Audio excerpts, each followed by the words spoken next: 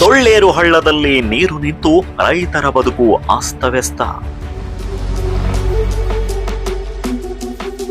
ಶವವನ್ನ ಹೊತ್ತು ರಸ್ತೆಯಲ್ಲಿ ನಿಲ್ಲುವಂತ ಪರಿಸ್ಥಿತಿ ಇಲ್ಲಿನ ಜನರದ್ದಾಗಿದೆ. ನೀರು ಹಿಂಗೆ ಬ್ಯಾಕ್ಲಾಗ್ ಆಗೋದ್ರಿಂದ ನಿಮ್ಮ ರೈಲ್ವೆ ಸ್ಟ್ರಕ್ಚರ್ ಕೂಡ ತೊಂದರೆ ಆಗ್ತಾ ಇದೆ. ನೀರು ಯಾವ ಟೌನ್ ಎಲ್ಲಾ ನೀರು ಬಂದ್ಬಿಟ್ಟು ಇದೇ ಮೈನ್ ರೋಡ್ ಹೋಗ್ಬೇಕು ಕಳಮಕುಂಟೆಗೆ.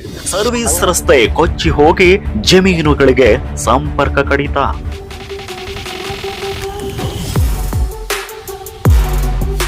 ಇದಕ್ಕೆ ರೈಲ್ವೆ ಕಾಮಗಾರಿ ಅವೈಜ್ಞಾನಿಕ ಕಾರಣವೇ ಮಾಡಿದ ರಸ್ತೆಗೆ ಆ ಲೇಔಟ್ ಕೂಡ ಮುಳುಗೋಗಿದೆ. ಇಲ್ಲದೆ ಸಂಬಂಧಪಟ್ಟ ಅಧಿಕಾರಿಗಳು ಬಂದು ಇದನ್ನ ಪರಿಶೀಲನೆ ಮಾಡಿ ಕೊಡ್ಬೇಕಂದು ತಮ್ಮಲ್ಲಿ. ಪಾವುಗಡ ರೊಪ್ಪ ಗ್ರಾಮದಲ್ಲಿ ರೈತರ ಆಕ್ರೋಶ. ಇದು ಅವೈಜ್ಞಾನಿಕವಾಗಿ ತರ ಕಟ್ಟೆ ಹಾಕಿರೋದ್ರಿಂದ ಸುಮಾರು 200ರಿಂದ 250 ಎಕರೆಗಳಿಗೆ ನೀರು ತಡೆಯಾಗಿದೆ. ದೊಳ್ಳೇರು ಹಳ್ಳದ ಅವಾಂತರ. ಮಂಗಳವಾರ ಬೆಳಗ್ಗೆ 7:30 ನಿಮ್ಮ ಲೀಡ್ ನ್ಯೂಸ್ನಲ್ಲಿ.